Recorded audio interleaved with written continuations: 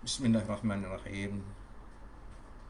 Alhamdulillahirrabbilalamin. Wassalatu wassalamu ala ashrafil anbiya'i wal mursalin Sayyidina Muhammad wa ala alihi wa sahbihi ajma'in. Amma ba'd. Pada semua pengurusi, Tuan Imam, Majlis Jatuh Kuasa Surah An-Nur Seksyen 20 Shah Alam, pada semua ahli karya, semua penonton yang dirahmati Allah sekalian, alhamdulillah, di malam yang berbahagia ni kita dapat mengambil lagi sedikit masa kita. Cuma hari ini bermulalah perubahan sedikit, di mana kita semua dapat solat berjamaah di tempat kita masing-masing dengan kapasiti yang diizinkan. Kita ambil juga ruang untuk supaya audien yang lebih besar dapat menumpang, maka kita teruskan menggunakan kaedah yang sedia kita pakai selama ini untuk kita meneruskan majlis ilmu ni. Mudah-mudahan kita semua dapat beroleh manfaat daripadanya. Kita terus kepada kuliah kita pada malam ni, sidang jemaah para penonton yang dikasihi, ialah tentang ibadah 24/7, realiti ke fantasi. Saya nak ambil tajuk ni sebenarnya sebab berdasarkan kerana kita banyak berada di rumah, kita cuba nak masjidkan, nak musallakan rumah kita dan nak jadikan apa sahaja yang kita buat di rumah kita, daripada ibadah kita dengan Allah sampailah kepada hubungan kita dalam soal kekeluargaan dan kerja work from home yang kita buat, semua tu dinilai Allah sebagai ibadah di sisinya. Lepas tu kita ambil tajuk ni, bolehkah, menasabahkah, realitikah ibadah 24/7 ni? Apakah kita nak kena menumpukan ibadah ritual di atas tika semayang semata-mata untuk jadikan ibadah kita 24 jam ni, ataupun apa yang kita buat ni, bagaimana kita nak lakukan supaya semua ini dinilai oleh Allah Subhanahu Wa Taala. Tuan-tuan, perempuan yang dikasihi sekalian, apabila kita bercakap tentang soal ibadah ni, pertama sekali kita nak kena pergi tengok di awal lagi tujuan kita datang ke dunia ni. Kita buat revision sikit tuan-tuan perempuan ni, supaya ilmu ni selalu lekat dengan kita.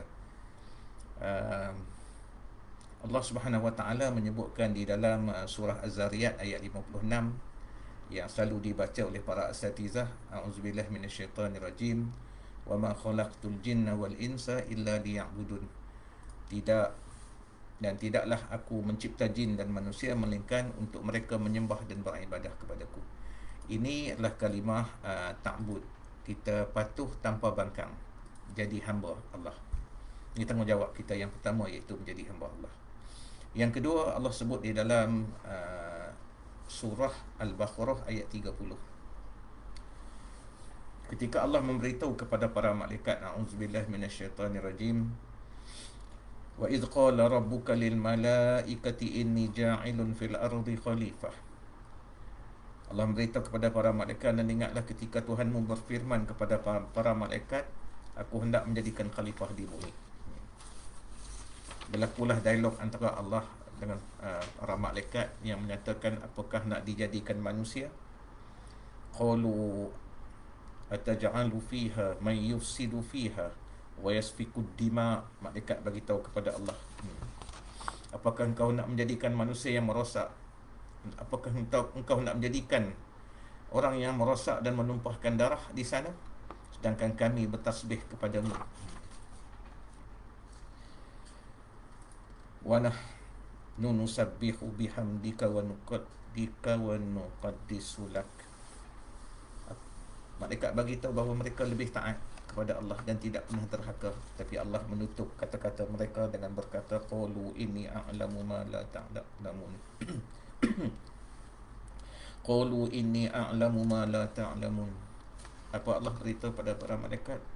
Sesungguhnya aku mengetahui apa yang tidak kamu ketahui.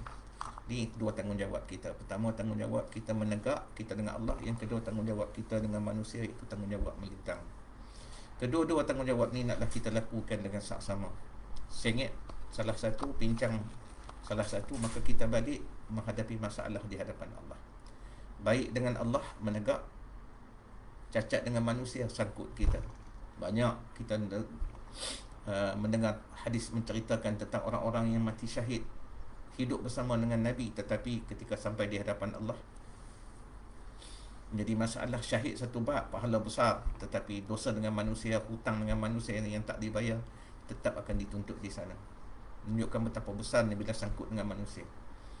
Baik dengan manusia, tapi kita derhaka pada Allah, bencana paling besar, tertolak mardud segala amal kita.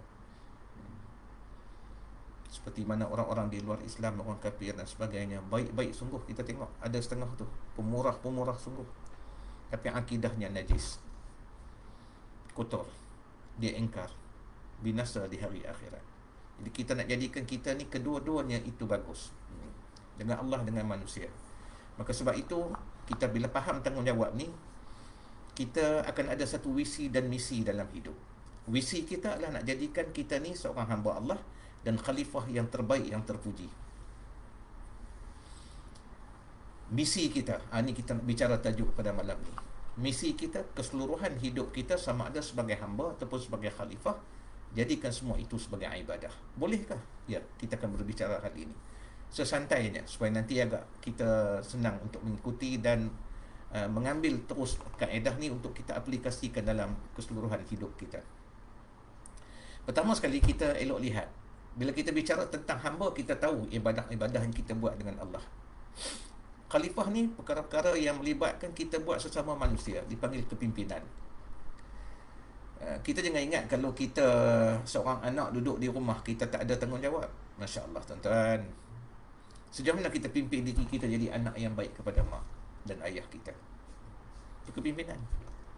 Mak kita panggil berapa kali baru kita pergi. Saya pergi juga. Habis kalau kawan panggil sekali je kita pergi, tak nampak pincangnya. Kita tak pimpin diri kita jadi anak yang baik pada mak dan ayah.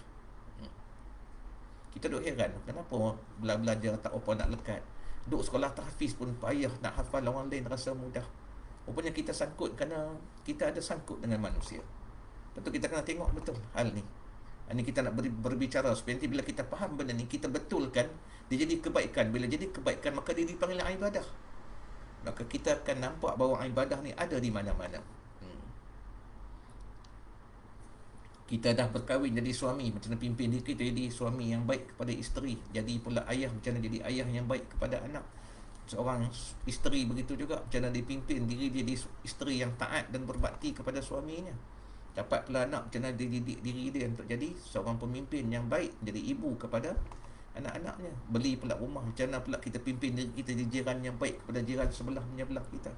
Bekerja pula, macam mana jadi seorang pekerja yang baik. Jadi pula majikan, macam mana kita dengan orang di bawah kita. Jadi pegawai, macam mana kita dengan anak-anak buah di bawah kita. Masya Allah. Bawa pula kereta, macam mana pimpin dia jadi pemandu yang berhemah di atas jalan raya. Pergi ke kedai, macam mana kita pimpin diri kita jadi pelanggan. Kalau kita jadi tokey, macam mana pula kita dengan pelanggan, kita melayani mereka. Timbangan yang kita buat ketika kita berurusan dengan pelanggan kita. Masya Allah. Lagi banyak kita ambil dalam soal kekhalifahan ni, lagi besar kita nak kena jawab. Pegang tanggungjawab PIBG tu nak kena, Masya Allah tuan-tuan, besar tu. Pegang pula AJK Taman. Allahu Akbar. Apa saja yang kita pegang akan ditanya di hadapan Allah. Tu dia panggil tanggungjawab. Berani tanggung, berani jawab. Sini, lebih-lebih di sana. So tuan-tuan, sebab tu kita nak bicara sikit pada malam ni. Tajuk ni sebenarnya berat, tapi kita cuba nak simplify. Saya cuba nak summarizekan tajuk ni supaya kita dapat ambil dan pegang terus dan kita bawa dalam hidup kita. Sebab bila kita buat dengan kesedaran, kita akan buat dengan kesungguhan. Kalau tidak, dia berlalu macam tu lah setiap hari. So mari kita buat setiap satu benda tu dengan ilmu, dengan penuh kesedaran, supaya bila kita buat tu, kita akan buat dengan bersungguh-sungguh. Dan kita akan elakkan perkara-perkara yang menyebabkan pincang, yang akan menjadi dosa kita dengan Allah dan dengan manusia. Boleh tuan-tuan So kita mulakan Mudah-mudahan Allah memberikan pada kita kekuatan untuk kita dapat menerima hal ni, dan kekuatan untuk dapat kita membetulkan dan meningkat, menambah baik apa yang telah kita lakukan. Itu tujuan dia. Baik tuan-tuan, puan-puan yang dirahmati Allah sekalian, Ibadah ini kita ambil begini dulu, kita faham. Ibadah ni ada 3. Okay? Yang pertama dipanggil ibadah asas, yang kedua dipanggil ibadah sunat, yang ketiga dipanggil ibadah umum. Semua ni ibadah. Bagaimana nak edikan ibadah ni 24/7, kita faham ni lah. Ibadah asas perkara-perkara yang berkait tentang soal rukun iman, rukun Islam, rukun iman, rukun keyakinan, rukun Islam, rukun yang kita kena beramal dengannya. Kena selesai ni, kena belajar. Ni ibadah asas. Persoalan fardu ain, fardu kifayah, ni kena kita belajar. Ni perkara dipanggil ibadah asas. Sehingga ini kita banyak belajar melalui surau masjid, termasuklah melalui program-program online ni, kan, untuk menyelesaikan hal ni. Kemudian yang kedua dipanggil ibadah sunat. Ibadah sunat berkaitan dengan amalan-amalan ataupun perkara-perkara sunat yang kita buat.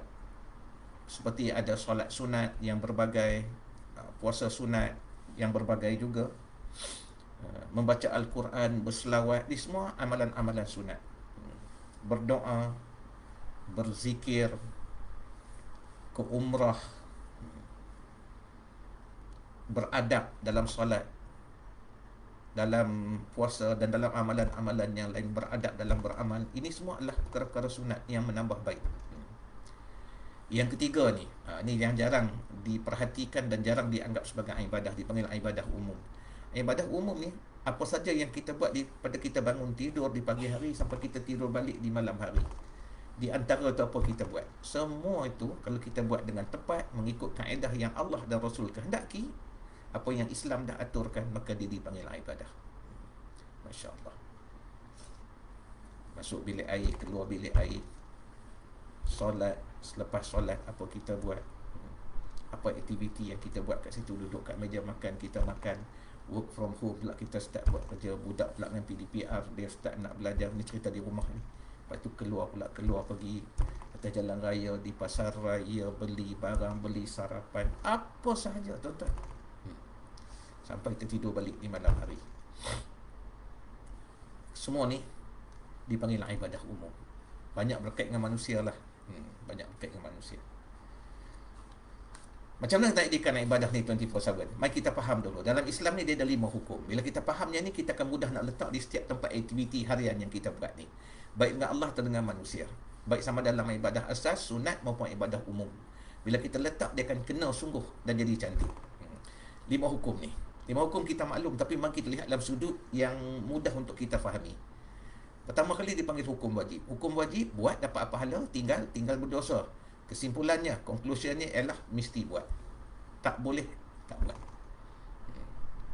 Macam mana nak bagi kita beramal dengan merdeka supaya kita tak rasa berat nak buat? Kita akan cari hikmah, apa rahsia di sebalik tuntutan. Baru kita buat kesedaran. Kalau tidak, daripada umur 15 tahun sampai sekarang, letih nak buat, menderita nak buat. Pada amalan kita dah biasa buat dah, tapi kita derita. Kenapa makan kita tak derita? Sebab kita bagi betul hati kita kat situ. Tapi solat kita tak bagi hati kita. Tuan faham maksud saya kan? Nak jalan, nak pergi mana-mana, kita buat persiapan dah seminggu dah. Barang apa nak buat kat sana, apa aktiviti kita nak buat dah rancang dah. Dah call dah, nak duduk kat mana. Tuan-tuan, nampak tuan-tuan faham tak maksud saya? Kalau kita bagi hati kita betul kat situ. Sebab tu bila kita sampai tak ada benda yang cacat, jadi cantik dia semua. Solat apakah kita buat begitu? Dah tahu dah nak sembah Allah, apakah kita beradab dengan Allah? Tuan-tuan, ni semua benda-benda penting ni. Nak jumpa Allah. Kita semayang di masjid dulu, sekarang tak boleh semayang. Contoh kita semayang di rumah. Kita jaga tak? Kita buat jemaah di masjid. Buat tak jemaah di rumah? Sebab Allah yang sama, kita sembah di masjid dan di rumah. Kenapa berbeza cara menyembah? Cara kita pakai nak pergi masjid cerah, kita pakai elok. Di rumah kita pakai macam tu ke? Atau kita buat lebih kurang je dengan Allah? Semua benda ni. Okay, tuan-tuan? Wajib ni buat dapat pahala, tinggal berdosa. Kesimpulannya mesti buat. Cari hikmah kenapa kita diminta buat. Nanti kita akan buat dengan sungguh-sungguh kan? Yang kedua, hukum apa? Hukum sunat. Sunat buat dapat pahala, tinggal tidak berdosa. Kesimpulannya elok buat. Jangan tak buat. Jangan pegang pada macam mana orang duk pegang sekarang ni. Kita kena ubah dah. Kita kena pergi next level dah sekarang. Kita pada saat-saat akhir ni, zaman fitnah ni, kita nak pembelaan daripada Allah, buat benda bagi Allah sayang dengan kita. Benda yang Allah sayang ialah buat benda sunat yang Tuhan tak paksa kita buat. Tuhan tak wajibkan kita buat. Kita buat sebab apa? Sebab nak dapat kasih sayang Allah. Nah, di situ letaknya sayang Tuhan kepada kita. Buat benda sunat. Digalakkan buat. Jangan pegang pendapat kita duk pegang selama ni. Tak apa, tak buat. Sunat je, bukan berdosa. Kita kena keluar daripada hal tu. Yang ketiga, hukum haram. Haram berlawanan dengan wajib. Buat berdosa, tinggal, elakkan, berpahala. Kesimpulannya, kalau dah buat, tinggal. Kalau tak pernah buat, elakkan. Masuk 7E. Nak ambil soft drink, kan? Kebanyakan 7E lah, kebanyakan. Sebelah tu ada pula liquor, benda yang haram. Sepanjang masa kita elak, tak pernah buka pun tempat tu nak tengok, apalagi nak pegang can tu. Kita duk ambil je soft drink ataupun air mineral ataupun apa-apa je lah yang kita nak ambil untuk kita minum. Padahal maksudnya kalau A tu masuk dah kata dalam tempat tu, 7E tu dia ambil je yang minuman yang haram. Dia pergi letak dekat kaunter, mamat kat kaunter tu, ambil, scan, ambil duit dia, bagi barang tu kat dia. Tapi kita sepanjang masa sejak 7E wujud di Malaysia ni, kita duk masuk, katalah contoh, buat kerja malam, balik, nak singgah kejap, nak minum air, hilang ngantuk. Tak pernah langsung kita teringat nak pegang benda tu. Nak cerita apa? Haram ni bukan takat kita tinggalkan, elakkan pun. Selama kita tak ambil tu pun Allah nak bagi pahala. Tak hebat tuan-tuan? Ni kata Islam ni punya indahnya. Ikut tour, pergi ke China ke pergi mana-mana tu apa, tengok orang masuk ke kedai tu, makanannya jelas haram, disebut pork dan sebagainya. Nak beli kek, tengok-tengok ada ram. Allahu Akbar, sedap dah, tapi ada juga benda yang haram kat situ. Kita elak tak ambil. Elak tak ambil tu. Tak apalah, tak makan, tak mati pun tak makan benda ni. Tak mati pun tak minum benda ni. Allah nak bagi pahala tu. Haram ni bukan mesti buat tinggal. Elak pun Allah bagi pahala. Hebat kan tuan-tuan? Cuba kita faham hukum ni sebagai disiplin hidup. Dia kawal kita. Kalau kita anggap hukum ni berat, jadi berat lah. Disiplin. Makruh yang keempat. Makruh buat tidak berdosa.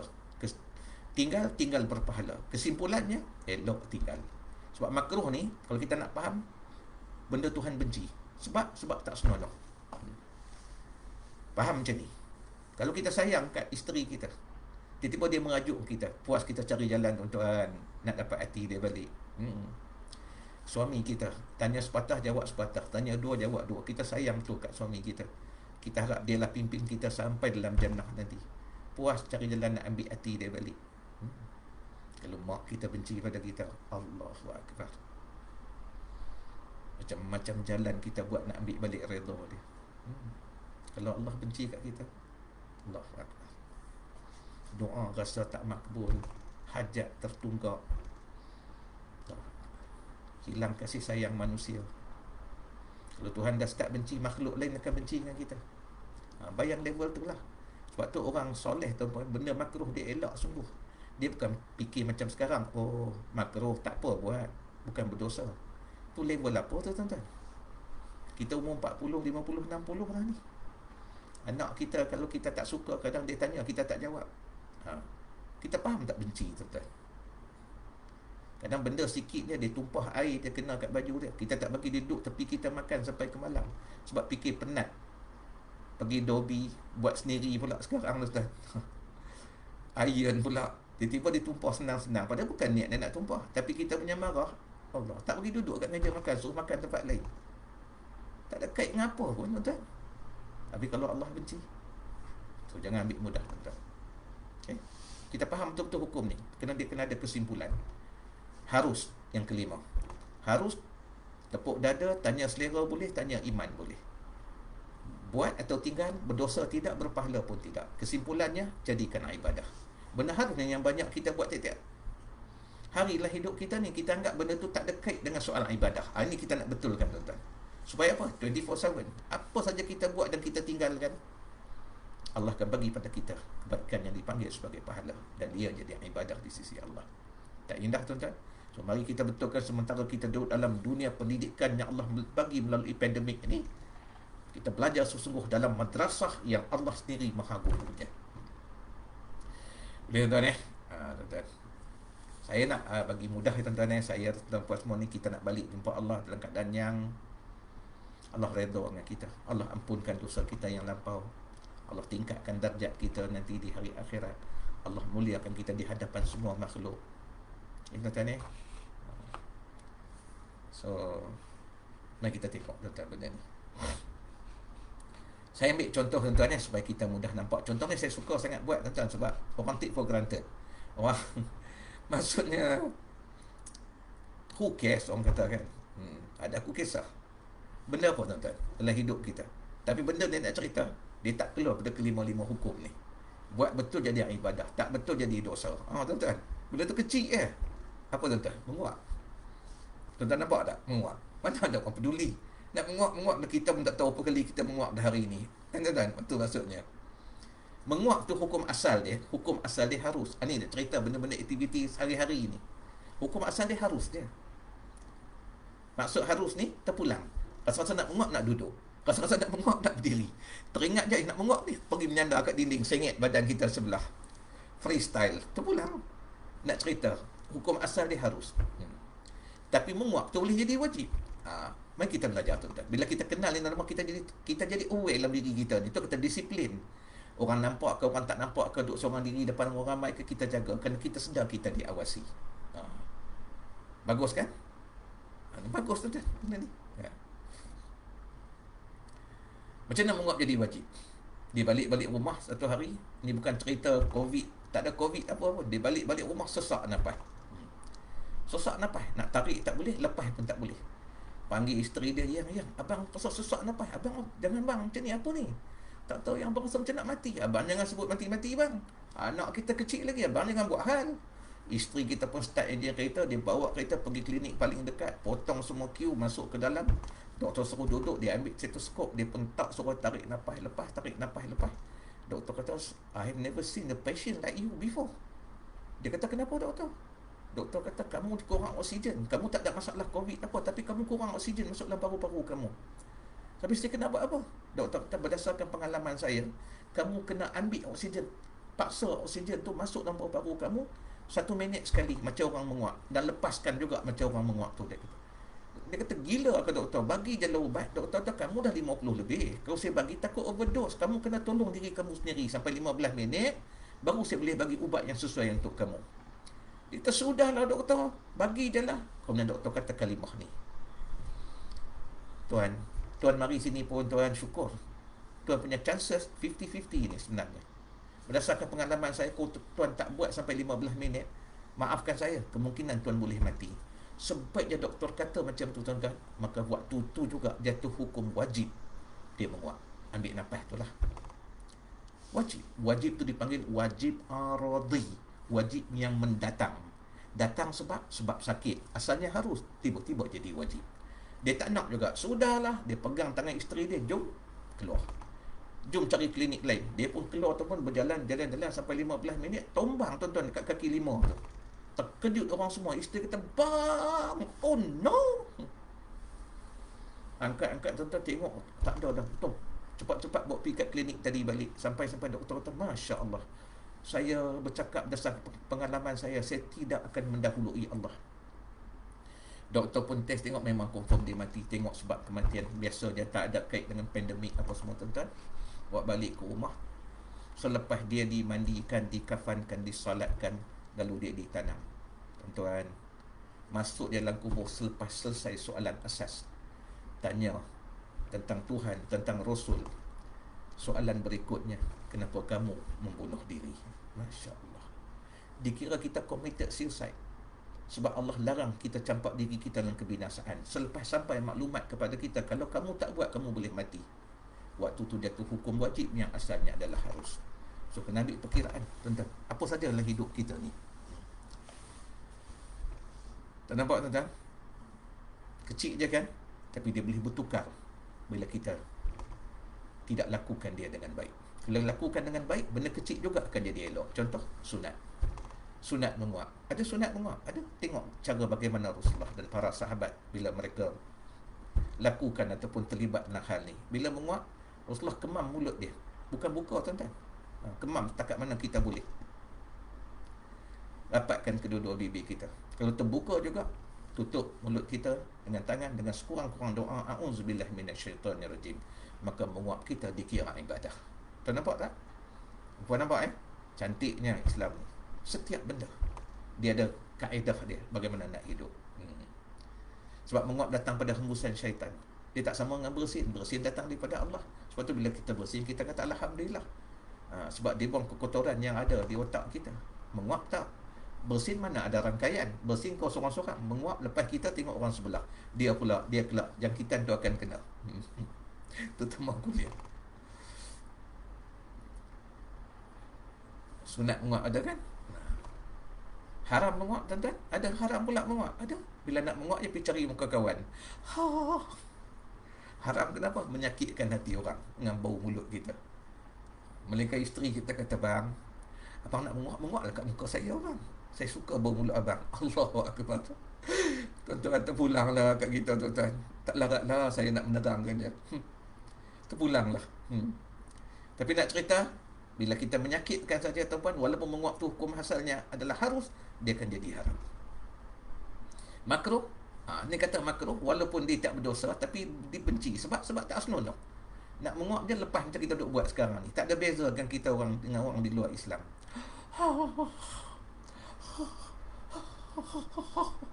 Macam-macam style. Makruh, tak senonoh. Harus macam tadi. Nak diri ke, nak duduk ke, bila nak menguap, tulang kat kita. Ingat cerita apa?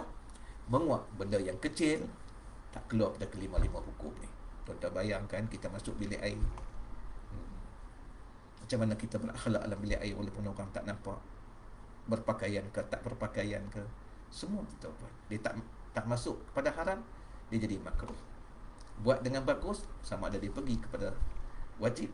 Untuk kita buat di sana tuan-tuan, jangan kita buat satu benda yang Tuhan tak bagi kita buat. Dia akan pergi kepada sunat. Apa saja. Keluar bilik air, duduk tuan-tuan kat atas meja makan. Nak duduk di kerusi, nak mengadap makanan di atas meja. Bawa kereta. Buat kerja tuan-tuan di rumah. Semua tu tuan-tuan.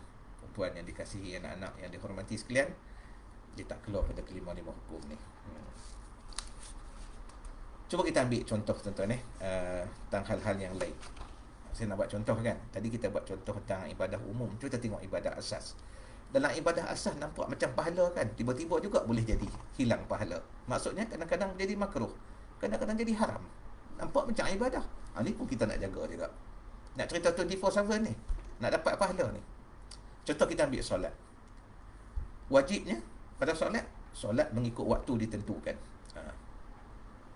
Jangan jadi macam setengah badui tuan-tuan di tanah Arab. Dia sembahyang subuh, dia sembahyang zuhur, lepas subuh dia buat zuhur, lepas tu dia buat asar, dia buat maghrib, dia buat isyak. Orang kata, dia kenapa buat ni? Dia kata nanti bila sampai waktu zuhur, pandai-pandailah Tuhan ambil zuhur aku buat, letak kat zuhur, ambil asar tak kat asar. Angah dia ingat kerja Tuhan, duk ambil dia punya, tak kat tempat tu. Cantik muka dia, buat Tuhan tu macam kawan dia, macam hamba pecacai. So tak boleh kita buat. Haram hukumnya kita solat di luar waktu yang ditentukan. Wajib kita solat pada waktu yang dah ditentukan. Sunat solat antaranya banyak. Antaranya solat berjemaah, masjid dan surau, ataupun buat di rumah kita tuan-tuan. Ni kata masjid ke rumah kita, dah tak dapat pergi masjid contohnya, tak boleh banyak lagi pergi tengok, kita tak habis lagi vaksin contohnya, baru satu, tak lepas lagi. Buatlah solat berjemaah di rumah kita, masjid kat rumah kita. Betul kan? Haram waktu solat ada. Sambil makan bawa kacang goreng siap-siap dalam poket. Imam tu bacalah panjang macam mana pun, lantak kaulah imam, dia duk kunyah kacang goreng. Haram hukumnya. Makan dalam keadaan dia sedang solat. Bercakap pun haram. Macam-macam lah. Antaranya kita nak sebut dekat sini. Makruh sewaktu solat, mata kita meliar sewaktu solat, tengok kanan, tengok kiri, tengok orang depan kita. Sunat waktu solat ialah mata kita tengok di tempat sujud. Lawan dia makruh, mata kita meliar sewaktu solat. Kenapa? Dia hilangkan kekhusyukan kita.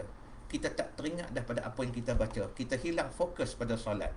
Zahir je kita duduk, tapi hati kita tak tahu ke mana. Tuan-tuan, perempuan yang dirahmati Allah sekalian, bila Allah sebutkan ala bizikrillahi tatmainnul qulub, sesungguhnya dengan ingat Allah hati jadi tenang. Solat itu zikir. Dalam solat, zikir qalbi ada, hati kita dengan Allah. Zikir qauli, kita berbicara, berkata dalam solat kalimah-kalimah yang telah ditentukan sejak zaman Rasulullah sampai kita sekarang. Zikir fi'li, perbuatan kita, perbuatan yang diajar kepada Nabi oleh Allah dan Rasulullah ajar kepada kita. Kira kita buat macam Rasulullah buat. Kenapa bila mereka solat makin bertambah dekat mereka dengan Allah, makin hebat semangat juang mereka habis solat? Kenapa kita solat dulu sampai sekarang kita rasa hamba, menderita nak pergi solat? Kenapa tuan-tuan? Sebab kita tidak lakukan sebaiknya. Mereka berzikir dengan hati, kita baca zikir, baca dengan lidah, hati tak ikut. So ni kita nak betulkan. Betul? Kalau kita nampak benda ni, kita akan nampak betapa hukum ni mempengaruhi kat semua aktiviti kita. Bukan hanya dengan manusia, yang kita sedang buat dengan Allah pun boleh bertukar bila kita tak jaga. Harus dalam solat terpulang. Kita nak pakai sejadah nipih ke, nak pakai sejadah tebal ke, nak solat pakai kain ke, nak solat pakai seluar ke, terpulang pada kita, harus hukumnya. Yang penting jadikan dia ibadah. Tu kata kalau tepuk dada, tanya selera, duduk di rumah, dia pakai kain pelekat, baju pun tak pakai, setengahnya. Dia kata okey apa? Ada orang langsung tak solat, kau banding diri kau dengan orang yang tak beramal, memang kau bagus. Tapi cuba kita bayangkan, kalau kita nak pergi jumpa orang yang kita hormat lah tuan-tuan, pemimpin yang kita hormat, kalau kita kata kita nak pergi jumpa dengan dia, ataupun dia nak mari ke rumah kita, kita bersihkan rumah kita, kita jaga sungguh tuan-tuan, pakai pakaian terbaik yang kita ada, tengok muka berminyak ke tidak. Nak pergi jumpa orang, maafkan saya, yang kentut dia sama busuk dengan kita. Kenapa kita jaga? Nak jumpa Allah, yang nak selesai masalah hidup kita, nak tunaikan hajat kita, yang nak buka pintu kebaikan pada kita, yang nak ampunkan dosa kita, yang nak beri syurga kepada kita, yang nak elakkan kita daripada jatuh dalam neraka, kita buat lebih kurang. Pada Allah kita sembah di masjid, kita pakai elok, dengan kita sembahyang di rumah, kita pakai lebih kurang. Allah yang sama. Kenapa berbeza cara menyembah? Kemudian kita heran kenapa doa jarang makbul. Kenapa hajat selalu tertunggak? Kenapa manusia biadab dengan kita? Sebab kita buat tak senonoh dengan Allah. Sebab tu yang harus tuan-tuan jadikan ibadah. Kau dengan Tuhan buat sebaiknya. Tuan-tuan boleh faham kan? Puan-puan boleh faham kan setakat ni? Anak-anak jika mengikuti program ni, ambil perhatian betul hal-hal yang macam ni. Okay? Apa saja kita buat? Saya ambil contoh lagi dalam ibadah sunat pula. Tadi harus ni ibadah asas, kita ambil ibadah sunat. Katalah kita ambil baca Quran. Baca Quran ada yang wajib. Ada. Pada hukum asal baca Quran ni sunat je. Tapi dia boleh jadi wajib. Bila? Dalam solat. Wajib kita baca Fatihah pada tiap-tiap rakaat. Tak boleh ganti dengan yang lain. Baca separuh je ke, Alhamdulillah bil alamin, lepas tu terus kita rukuk. Tak boleh. Kita kena ambil perkiraan. Membaca Fatihah pada setiap rakaat hukumnya wajib. Sunat dalam membaca Quran, sunat kita baca Quran dengan mendahulukan dengan a'udzubillah minasyaitonirrajim. Sunat kita membaca Quran dengan keadaan kita menghadap ke arah kiblat. Ni sunat. Sunat digalakkan, ni panggil adab dalam membaca. Sunat kita membaca Quran selepas subuh. Sunat membaca surah Al-Mulk sebelum kita tidur malam, sebab dia sunnah Nabi SAW. Ini benda-benda yang sunat dalam membaca Quran. Haram kita membaca Quran tanpa wuduk. Ada haram hukum dia. Pada hukum asal dia apa? Sunat tadi, tapi jadi haram.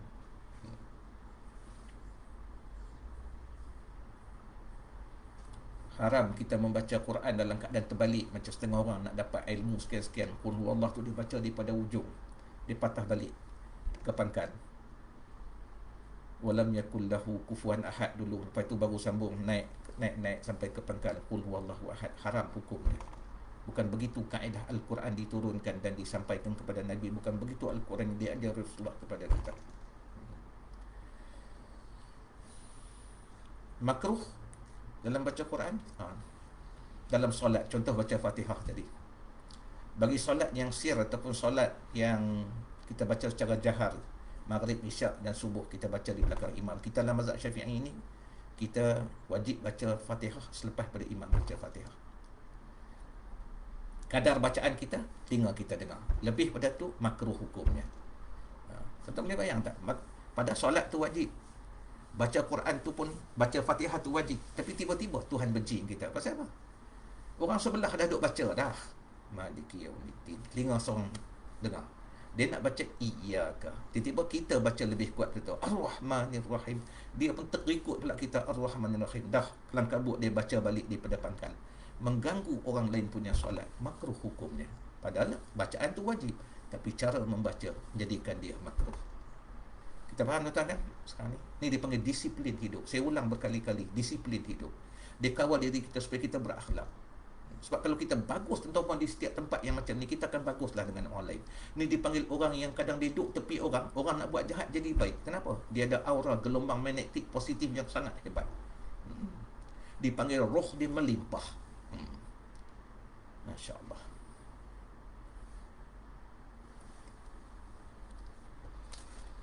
Harus dalam baca Quran terpulang. Nak baca Quran nak pakai songkok ke, nak pakai kopiah ke, nak baca Quran nak pakai kain ke, kita nak pakai seluar ke, terpulang pada kita. Ya tuan-tuan? Kita faham kan setakat ni? Nampak tak kat semua tempat ni 5 hukum ni berjalan. Banyak tuan-tuan kalau kita bicara. Masuk jamban saya tak nak sebut dah. Masuk jamban tu bukan haram. Kalau haram tak boleh masuk tuan-tuan. Hukum asal harus maksudnya nak pergi pagi ke, nak pergi waktu tengah hari ke, lepas ambil 2 mil sarapan dengan zuhur, dengan lunch baru datang rasa perut tu nak buang waste tu baru kita nak pergi. Silakanlah terpulang pada kita. Nak masuk tandas cangkung ke, nak masuk tandas yang duduk ke, atas kita. Hukum dia harus.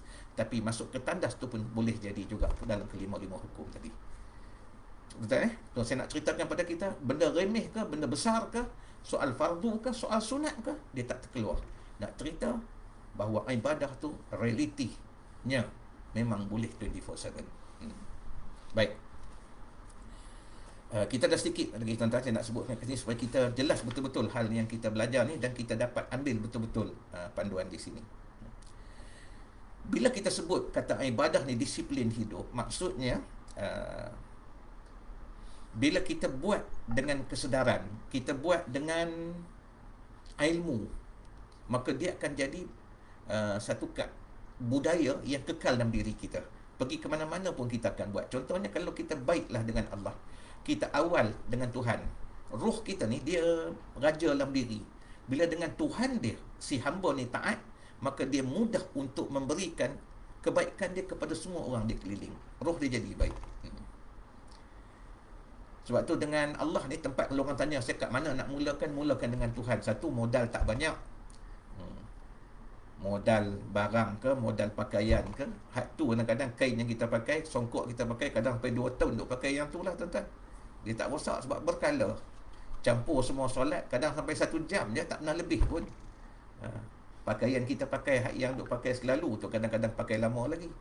Maksudnya modal tak besar. Cuma yang perlu kesabaran dan istiqamah berbuat. Dan bila kita berbuat sebaiknya. Dalam 5 hukum tu kita buat takkan-takkan buat wajib, tapi kita buat juga pada sunatnya. Jadi baguslah. Elak yang haram, yang makruh pun kita elakkan. Sebab tu bila ditanya tentang soal takwa, para salafus soleh bila menyebut tentang soal takwa, dia kata berbuat semua yang Tuhan suruh, tinggal semua yang Tuhan larang. Nampak bunyi dia macam mudah kan? Tak tuan-tuan. Para salihin, lebih-lebih muttaqin, mereka ni bila kata buat semua yang Tuhan suruh apa?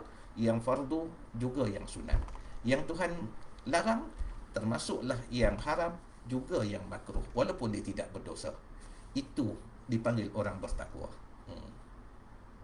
So dia grab sesungguh bukan saja yang fardu. Sebab buat yang fardu ni macam orang yang tidak merdeka, hamba. Suruh baru buat. Kau tak suruh tak buat. Bukan wajib. Itu hamba. Dia beramal amalan seorang hamba yang terikat. Tapi orang merdeka yang Tuhan tak suruh pun dia buat. Kenapa? Nak dapat kasih sayang Allah. Fahamlah kita sekarang perbezaannya bila berbuat. Sebab tu bila dia berbuat, beza. Orang yang berbuat tak ada wajib buat, dia buat kadang-kadang dalam keadaan tidak rela. Contohnya zuhur masuk pukul 1:30. Dia kadang-kadang solat pukul 2:30, dia solat pukul 3:30. Kerana dia solat pukul 4:30, lagi 10 minit nak masuk asar. Dia pegang pada apa? Buat juga, yang penting aku bukan khadok solat. Orang lain langsung tak solat. Dia suka buat bandingan macam tu. Dia solat dalam waktu. Nampak macam baik lah. Tapi kalau hajat dia, macam mana tuan-tuan? Kalau kita pergi duduk kedai makan, kita tengah duduk dengan isteri kita, mamat tu pun mari ambil order daripada kita. Kemudian dia masuk ke dalam. And then mari satu couple duduk kat meja sana pula, dengan anak-anak dia pula.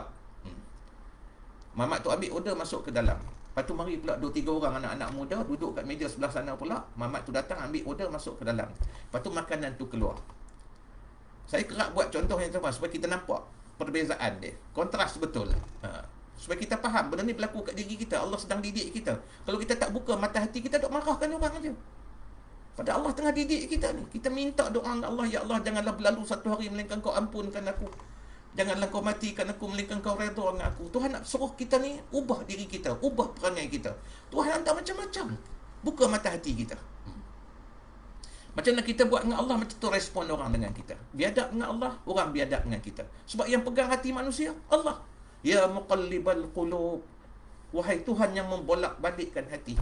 Kita minta kan? Tuhan didik kita. Bila makanan keluar, itu baru kita terasa.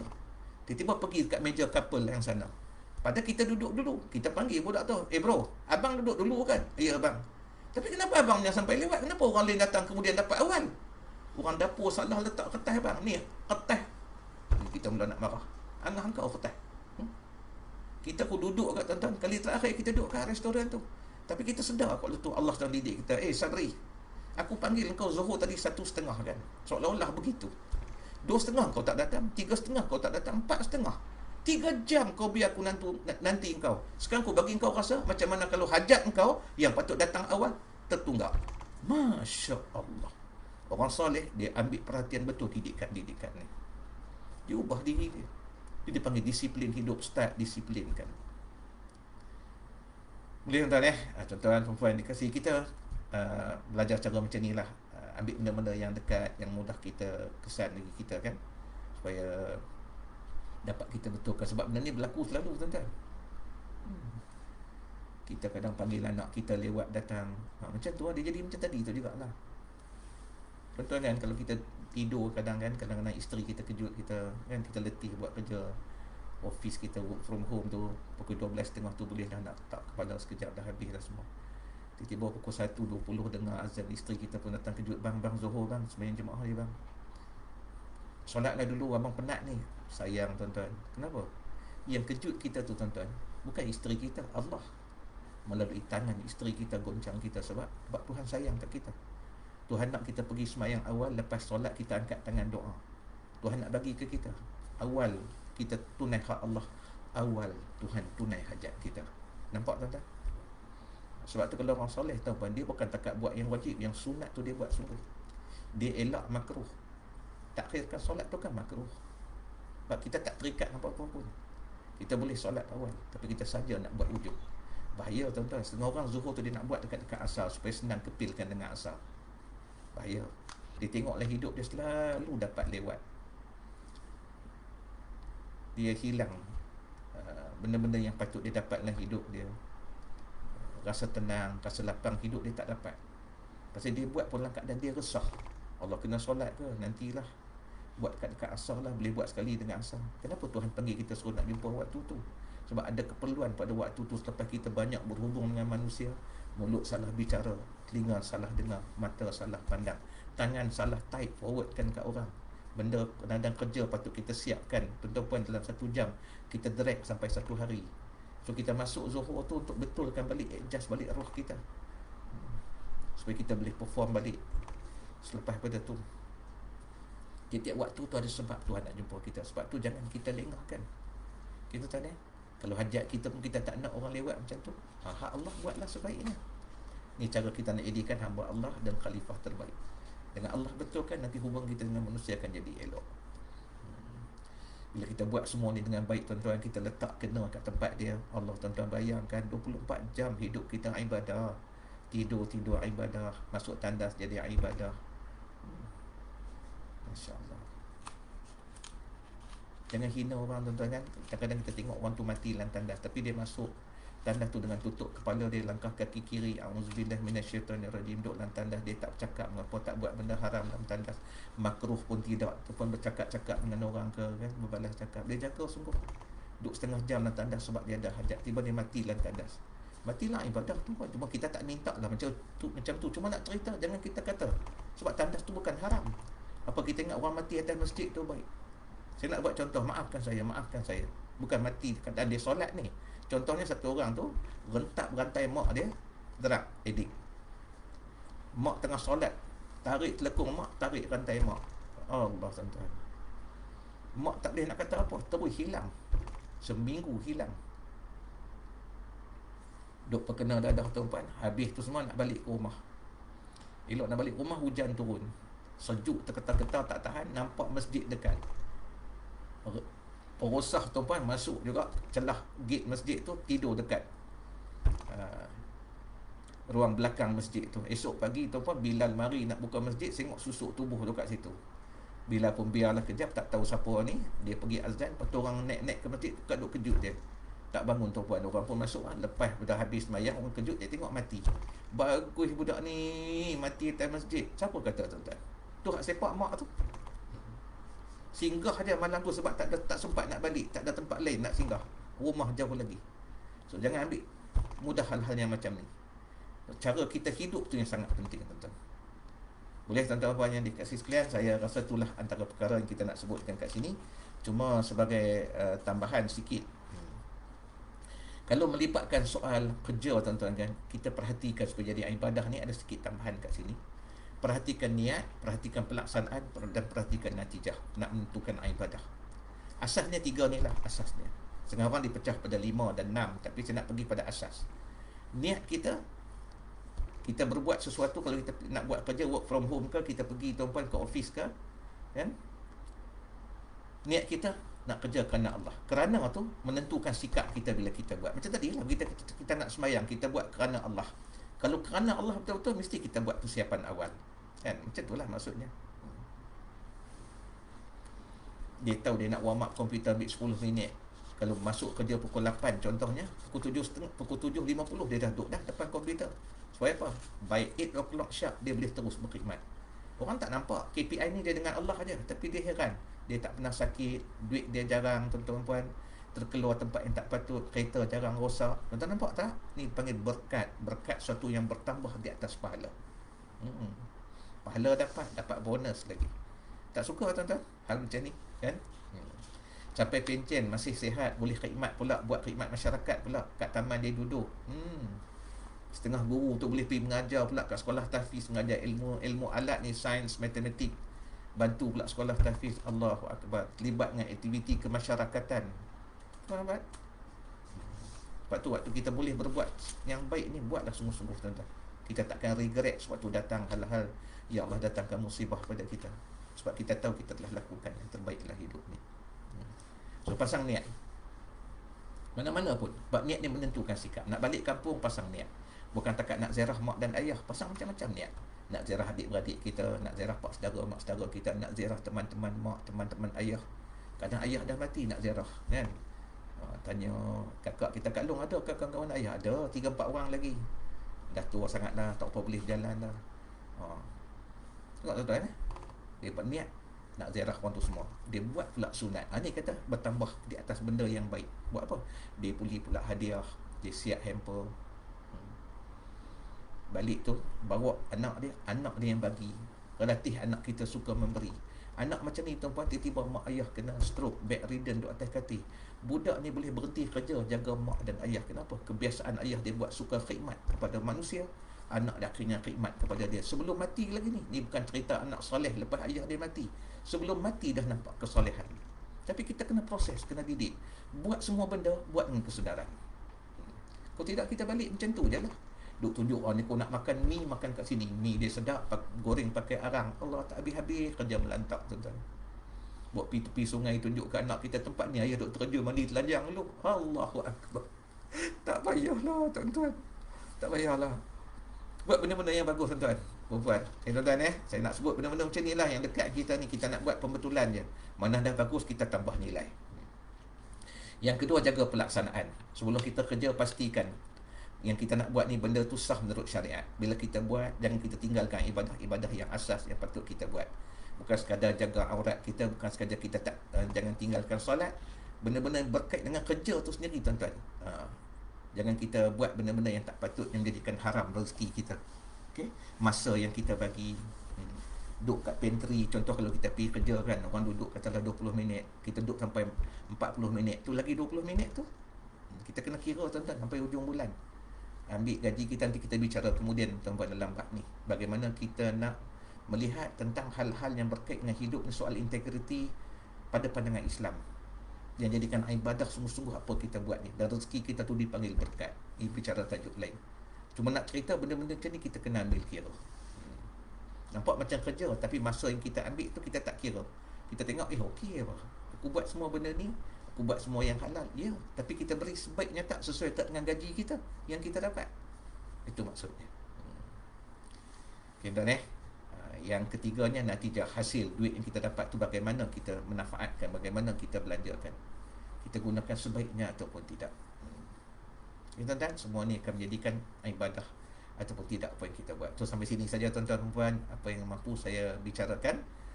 Tapi saya kira kita nampak secara umum apa yang kita masukkan dengan ibadah 24/7. Realiti atau fantasi? Realiti, tuan-tuan. Semua benda dalam hidup kita ni boleh dijadikan ibadah, selagi dia duduk tempat yang harus. Kalau haram tak boleh lah, tuan-tuan, kan. Ambil minuman haram, baca auzubillah, bismillah, dia kekal haram sampai bila-bila. Ni cerita benda yang harus. Tuan, banyak sangat berlaku kat tiap-tiap hari ni. Mari kita buat readjustment semula, pergi next level dalam kita beramal. Mudah-mudahan Allah meredai kita semua. Ampun maaf, saya doa kepada puan saya, tuan-tuan perempuan semua yang ada sini dan yang ada di luar. Mudah Allah bagi kesihatan pada kita, kesihatan pada badan dan akal, untuk manfaat agama, dunia dan akhirat.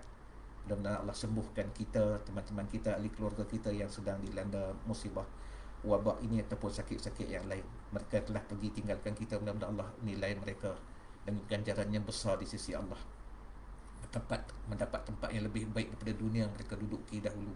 Mudah-mudahan ahli keluarga diberikan kesabaran, ganti sesuatu yang lebih baik daripada yang telah pergi. Mudah-mudahan Allah muliakan kita, tuan-tuan semua. Wallahu a'lam, ampun maaf. Assalamualaikum warahmatullahi wabarakatuh. Subhanakallahumma wa bihamdika, asyhadu an la ilaha illa anta, astaghfiruka. Bismillahirrahmanirrahim.